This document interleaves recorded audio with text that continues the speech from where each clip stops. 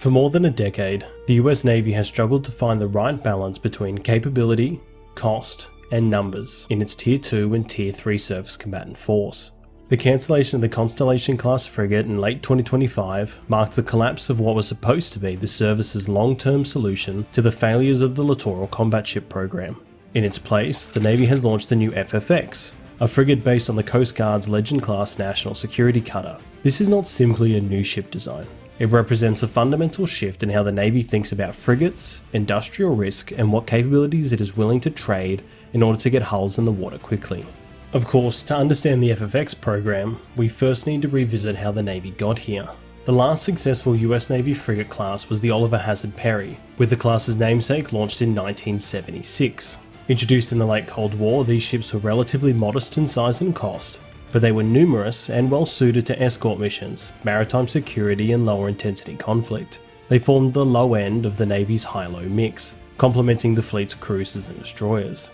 After the retirement of the Perry class, the Navy attempted to replace them with the Littoral Combat Ship. That program prioritised speed and modularity, but in practice delivered ships with limited survivability, weak air defence, and mission modules that never fully matured.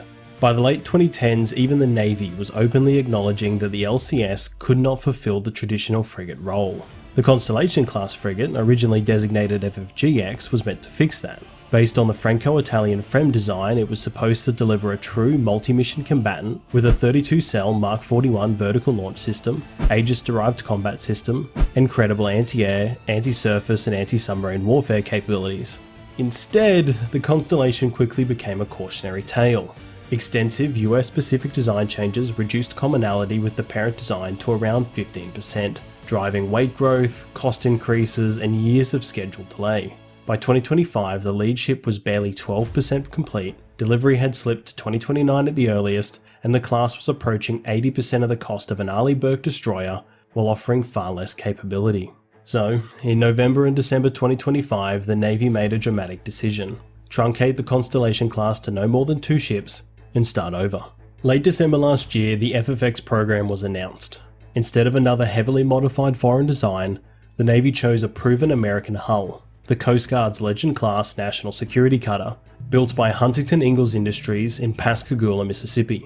The logic is straightforward. The national security cutter is already in service, already built to Navy structural standards, and already produced in serial production. By minimizing design changes, the Navy believes it can launch the first FFX by 2028, something that had become impossible under the Constellation timeline. But this speed comes at a cost, and that cost is capability, at least initially.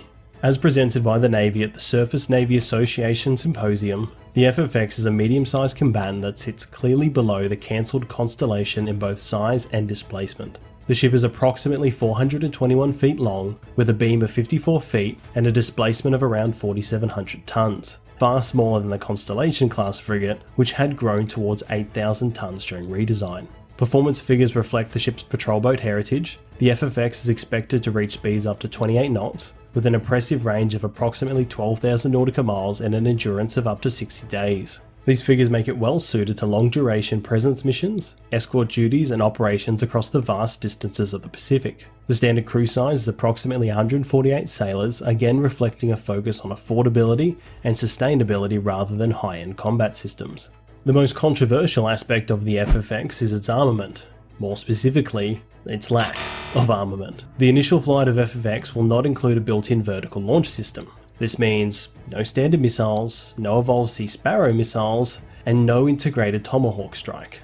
Instead, the baseline armament looks strikingly similar to that of the Littoral Combat Ship. The ship will carry a 57mm main gun on the bow, 2 30mm cannons, and a Mark 49 launcher loaded with up to 21 RIM 116 rolling airframe missiles for point defense. It will also field the ALQ-32 electronic warfare suite and Nolka decoys for soft kill. It does not appear to possess any organic ASW capability, relying instead on an embarked helicopter for underwater sanitization and prosecution. For sensors, the FFX will use the C-band SPS-77 Sea Giraffe air surveillance radar, with an unclassed max range of approximately 95 nautical miles, rather than the much more powerful Spy-6 ACER radar that was planned for the Constellation. This choice reflects both cost constraints and the absence of an area air defense mission in the initial design. Where the FFX diverges most sharply from previous frigate concepts, and really any other ship in the US Navy's inventory, is its reliance on containerized payloads. Instead of embedding combat power into the hull, the Navy plans to use the ship's fantail as a flexible mission bay for containerized weapons and systems. Early configurations shown by the Navy include launches for up to 16 naval strike missiles, giving the ship a credible anti-surface warfare capability despite its lack of VLS. Other proposed payloads include containerized Mark 70 launchers, derived from the Mark 41 VLS, capable of firing weapons like the SM-6 or Tomahawk. These systems have already been tested on littoral combat ships and allow the Navy to add strike or air defense capability without permanently modifying the ship. The Navy argues that this approach reduces risk. If a system fails to mature, it can simply be removed. If mission requirements change, payloads can be swapped.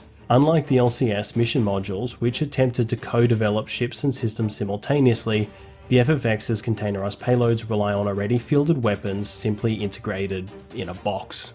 However, this flexibility comes with real limitations. Containerized launchers carry far fewer missiles than a dedicated VLS and complicate reloads at sea. They also raise questions about survivability and whether a ship without organic area defense can safely operate independently in high-threat environments.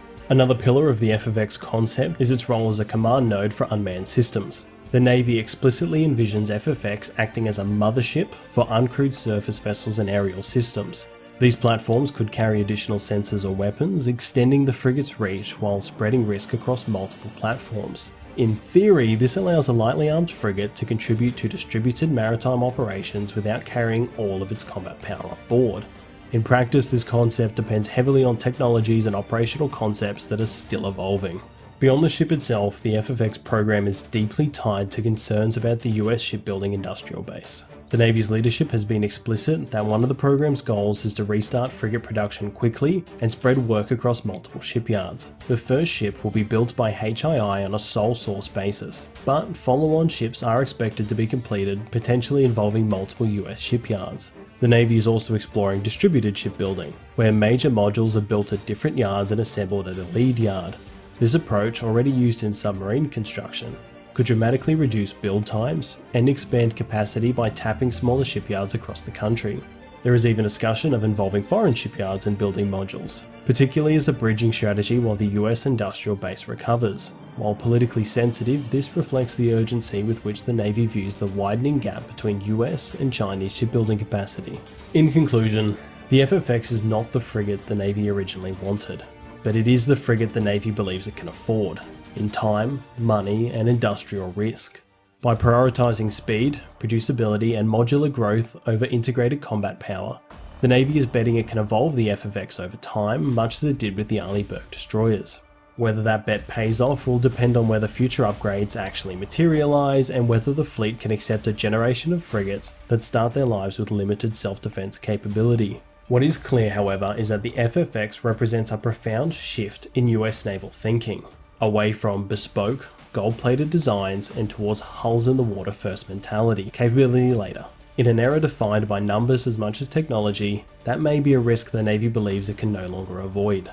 G'day legends, I hope you enjoyed the video. I'm just here to give a huge shout out to the certified legends Jake Shippard, DPI, and Intelligenting. Certified legends are channel members who unlock access to my weekly podcast discussing video topics in more detail, or going over world events that don't quite make it into a full video. They also get access to behind the scenes updates and polls discussing future video ideas. So if any of that sounds fun, welcome aboard. Fair winds and following seas, and once again, thank you.